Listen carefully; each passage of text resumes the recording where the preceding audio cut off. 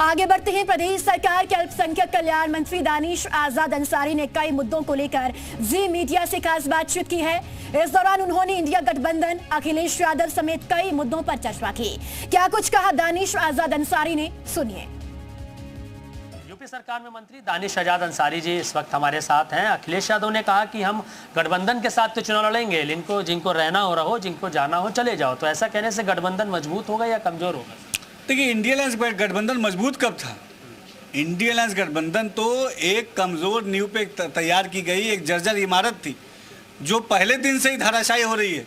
एक एक करके उसका प्लास्टर गिर रहा है, कभी छत गिर रहा है, कभी खिड़कियां गिर रही हैं। आप पहले दिन से देखिए, इंडिया अलायंस गठबंधन एक डूबता हुआ जहाज है, जिसके सारे यात्रियों ने एक एक करके उसको जहाज को छोड़ दिया। ये केवल और केवल अपने निजी राजनीतिक स्वार्थ को पूरा करने के एजेंडे के साथ इस गठबंधन को तैयार किया गया था। इस गठबंधन का एजेंडा कभी भी समाज का विकास, भारत की उन्नति नहीं रहा है। आज जिस तरीके से इनके अंदर आपस में खींचतान है, ये साफ जाहिर बताता है, ये साफ जाहिर करता है समाज के हित से उन्हें कहीं कोई मतलब नहीं। और इंडिया अलायंस गठबंधन को तो जनता ने भी नकार दिया है। अखिलेश यादव ने कहा कि महाकुंभ में जो मौतें हुई हैं उनके आंकड़े छुपाए गए हैं। सरकार के लोग चुपचाप घरों में जाकर मुआवजा दे रहे हैं ताकि आंकड़े सामने ना आए। देखिए, जिस तरीके से प्रयागराज में महाकुंभ हुआ, मुख्यमंत्री योगी आदित्यनाथ जी के नेतृत्व में, प्रधानमंत्री मोदी जी के मार्गदर्शन में एक सांस्कृतिक विरासत, एक सांस्कृतिक धरोहर को नई पहचान मिली। एक वैश्विक स्तर पे, भारत के स्तर पे नहीं, पूरे विश्व के स्तर पे भारत का एक गुडविल और बढ़ा।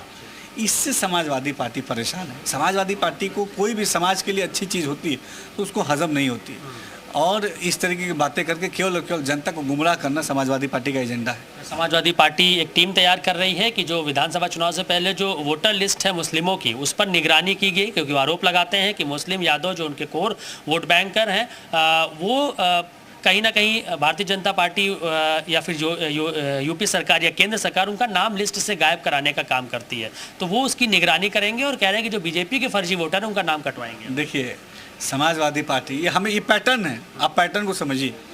जब जब चुनाव को नज़दीक आता है, अभी बीते दिनों कुछ उपचुनाव थे, उस उपचुनाव से पहले भी समाजवादी पार्टी ईवीएम और ये तमाम चीज़ों का उन्होंने आरोप लगाना चालू किया।